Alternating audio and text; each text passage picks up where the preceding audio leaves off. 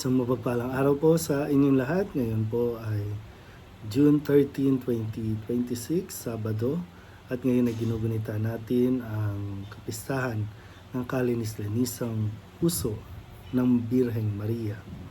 Ang ating pong unang pagbasa at pagninilay sa araw na ito ay hinango mula sa aklat ni Propeta Isaías, chapter 61, verses 9 to 11. Itong lahi ng aking bayan ay makikilala sa lahat ng bansa. Pati anak nila'y makikilala rin sa gitna ng madla. Sila'y kikilanling anak ng Panginoong saan man makita at tatawaging bayang pinagpala, hinirang ng Panginoon. At ang Jerusalem sa ginawang ito'y pawang malulugod, anaki, dalagay, gayak ay pangkasan. Siya'y parang dinamtan ng kaligtasan at pagtatagumpay, kung paanong ang binhi ay tiyak na tutubo at sisibol, gayon ang pagliligtas ng Panginoon sa bayang kanyang hinirang. Dahil dito, lahat ng bansa ay magpupuri sa kanya. Ang salita ng Diyos.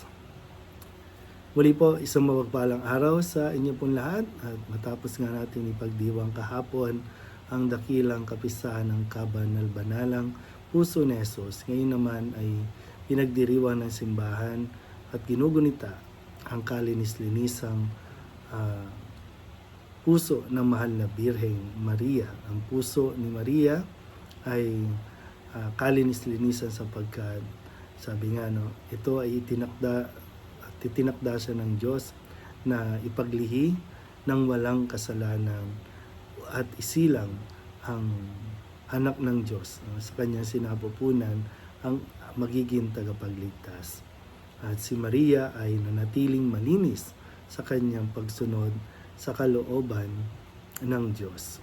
Kaya ang puso ay malinis at dalisay kahit na sa karanasan ni Maria ay labis na pagdurusa. Pero ganun pa man ay maalala niyo po, pinahayag ni Propeta Simeon na ang kanyang puso ay parang tinusukan ng balaraw. Ganun yung mararanasan ng mahal na Birhen. Subalit, sa kabila nito, nanatiling malinis ang kanyang puso. Ibig sabihin, walang paghahangad na magiganti, walang yung nilalaman ng kanyang puso ay pawang pagsunod sa Diyos, kung paano ang kanyang anak si Jesucristo ay larawan din ng pagsunod. Ang kanyang puso ay talagang ang kaligayahan ay nanggagaling sa kanyang pagsunod kay Kristo. Kaya muli, pagnilayan natin ng mabuti rin at lagi din natin i-check ating mga puso.